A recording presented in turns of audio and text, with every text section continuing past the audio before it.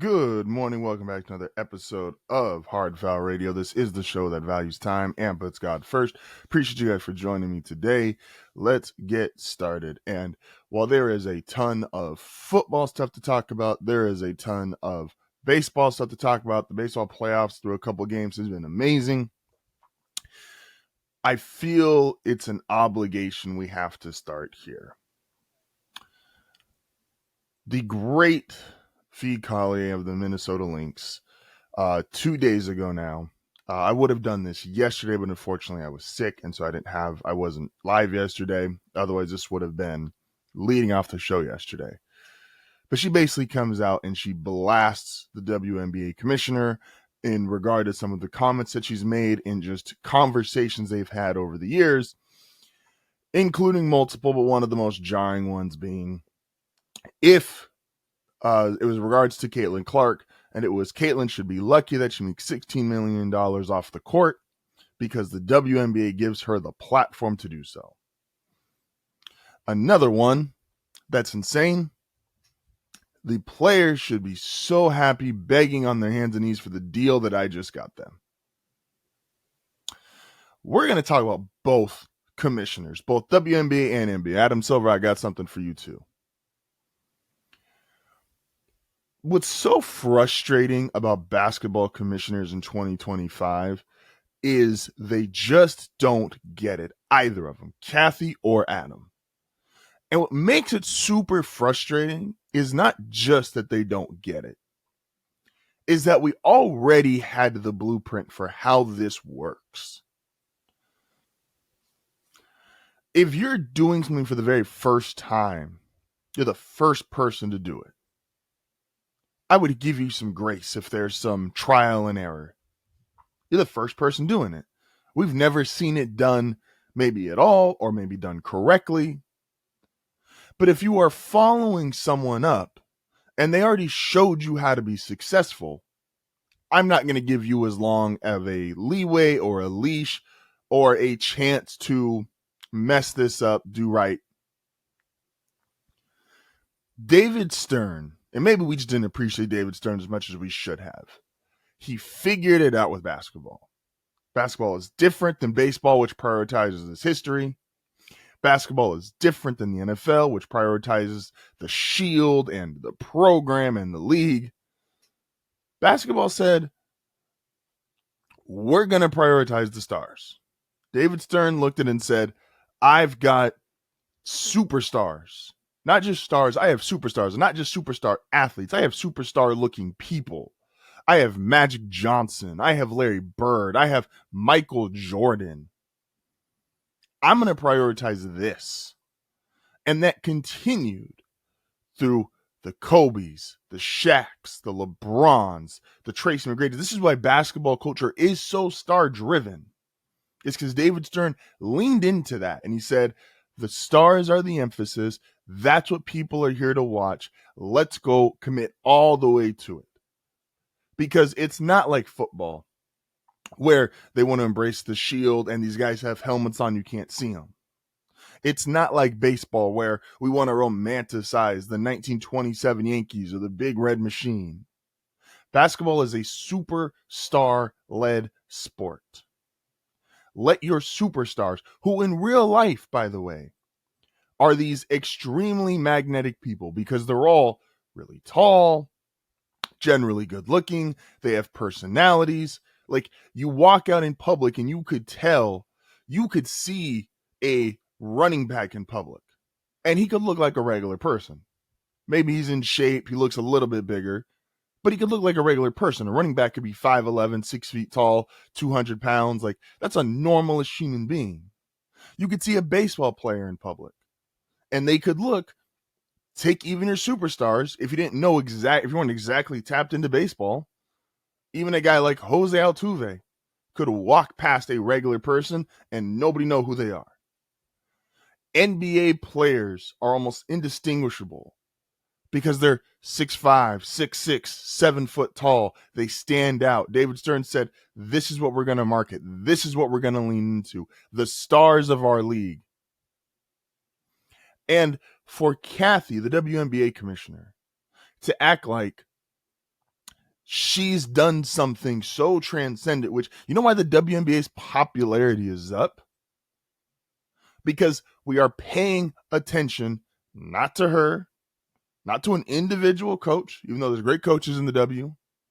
We're paying attention to the talent, the stars, the players, Asia, Caitlin, Angel, Fee. Like, these are the people that we are looking at. These are the people that are bringing extra attention. And the W has always had, to their credit, there's been all-time great players. There's been Diana Taurasi's. There's been Candace Parker's. There's been Maya Moore's. There's been Lisa Leslie's. But this group of stars, it's indisputable that they're bringing more attention. They're bringing more eyes to the WNBA. So instead of just going, hey, look, sometimes when you're a manager, just get out the way. If you have a good staff who gets their job done, that's when it's time to fall back and be hands off. Maybe you got to be hands on if, your staff isn't doing their job, your staff isn't, performing up to your expectation. Then be a little more hands on. Then say, hey, we need to correct some things. Hey, I'm going to get more involved. But if your staff knows what they're doing, employees, everyone's doing great, like, be hands off. Let it run itself. Let it run itself. Bill Gates, this is one of the things where Bill Gates was famous for. He was able to do with Microsoft when things were where he was super involved in the beginning, obviously. At points, he was able to just go, I can be hands off. Things are basically running themselves. Xbox doing really well. Windows is doing really well. I don't have to be on everyone's ass day to day. So for her to go, well, Caitlin's lucky because the W gives her a platform. Do you know how insane it would sound if someone said, well, LeBron's really lucky that the NBA gave him a platform, that he's making all this money off the court. Michael should be just, he's super lucky that Nike was able to give him a contract because what the NBA provides. This is insane. And her responding to it, basically going, well, you took our conversation out of context. Some things you can't take out of context. Some things just are what they are. And I don't have proof, obviously, but I'm really hoping the reports that when they go through this negotiation, one of the things they're going to do is get Kathy up out of there. Because she shouldn't have that job if that's truly her feelings.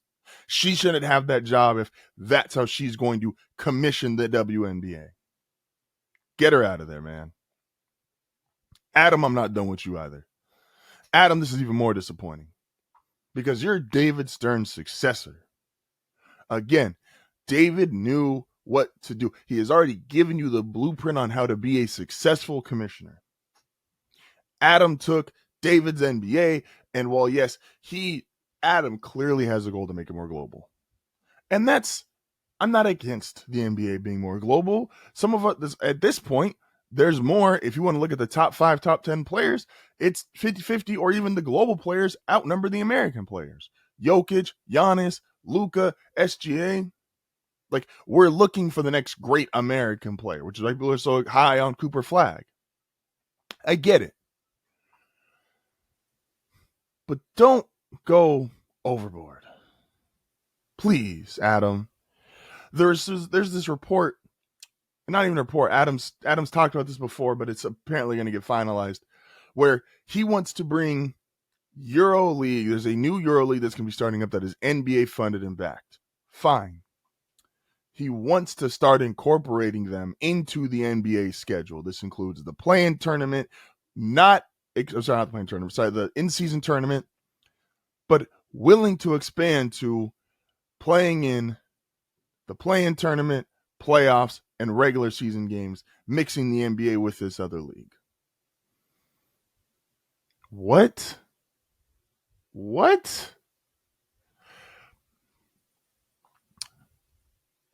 Exclusivity is part of the reason we love sports. And I know maybe that sounds a little harsh or a little off-putting, but let me explain.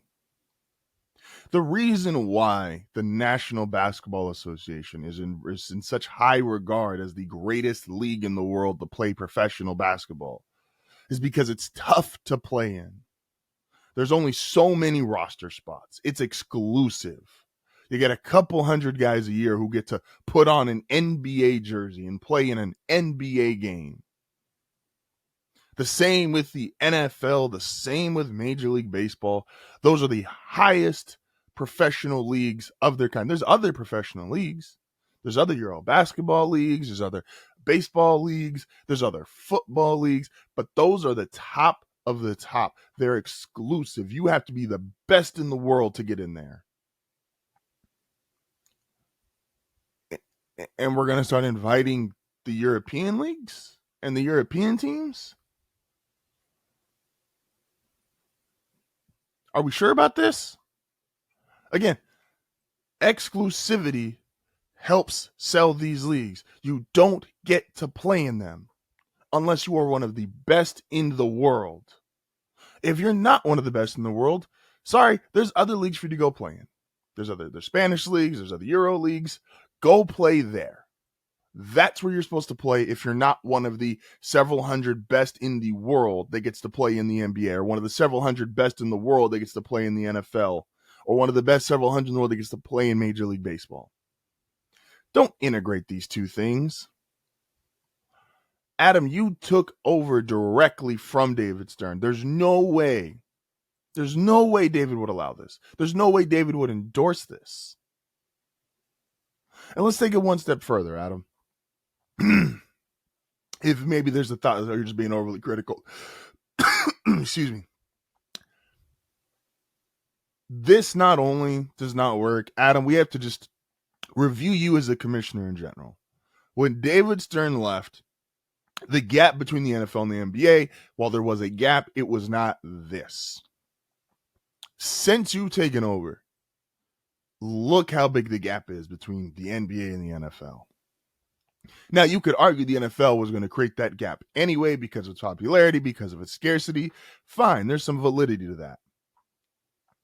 But Roger Goodell saying at the start of the season, we don't compete with the NBA, we don't compete with Major League Baseball, we compete with Apple and Google, that's an insult towards you. That's a dig towards you, especially because you've gone the other way, Adam. Not only is that gap with the NFL getting farther and farther and farther, the gap with Major League Baseball is getting closer and closer. Rob Manfred, who would have been the easy vote for worst commissioner in sports. Well, now Kathy's got it. But he has improved baseball and closed the gap between Major League Baseball and the NBA, between embracing new ideas that, quite frankly, again, if you're the first to do something, I wouldn't judge you as harsh, but you're not. You had an example. You had David Stern tell you, hey, this is how you can market this game. This is how you can improve this game. And Rob Manfred, he's like, let's do a pitch clock. Let's speed up the game. Let's be a little different. You know, we're going to alienate some of the traditionalists, but the traditionalists are still going to come to us because they love the sport, and we're going to improve it. We're going to integrate a younger audience. We're going to get faster games, get the pitch clock, the defensive shift. He has embraced these things and made changes for the betterment of Major League Baseball. What has Adam Silver done for the betterment of the National Basketball Association? Ask yourself. And now you want to combine a Euro League with the NBA. I don't care if it's NBA backed or NBA funded or whatever you want to call it. That's your big idea. Basketball commissioners are at an all-time low. And that's a shame. Because the thing basketball should always have is you've got superstars, which David Stern showed you worked. It should also be the easiest sport to integrate new players. How the NBA, and this is Adam, 100%, I believe this is Adam Silver's fault. How the NBA didn't capitalize on all of the health scares that the NFL has presented the last decade plus. CTE, concussions, all these horrible injuries. And I love the NFL and I support the NFL. But all of these injuries that should have scared every mother in America across the world saying, I don't want my baby, I don't want my child to go play this violent ass sport. The NBA, you go buy a basketball, you can go to the park, you can go to a rec league, you can go to a gym. Everybody has, basketball is so available to everyone. How Adam Silver didn't capitalize that on in this last decade plus of being commissioner is insane, especially with a superstar like Steph Curry, who shows you, hey, you've had Steph and LeBron is the quintessential NBA superstar. He's bigger, he's stronger, good looking, the family, everything. He is the super athlete, the same way Jordan was, the same way Shaq was, the same way Kobe was, of this guy who just looks like he's above the world. And you also have Steph Curry, who is who did reinvigorate a generation of kids who aren't 6'8", 6'9", 6'6", 7 feet tall, and says, hey, you can do this one thing so amazingly that you could also make the NBA. I shoot so well, I made the league even though I'm not the greatest athlete ever. I'm not the biggest guy in the world. Steph turned kids, used to work at a school, kids used to sit there and for years, kids would try to dunk when they know they couldn't hurt themselves. Now kids try to take 30-foot threes. Also still not a great shot, but still. You have those two superstars, and you couldn't figure out how to close the gap with the NFL and said it's wider than it's ever been, and Major League Baseball is catching up to you?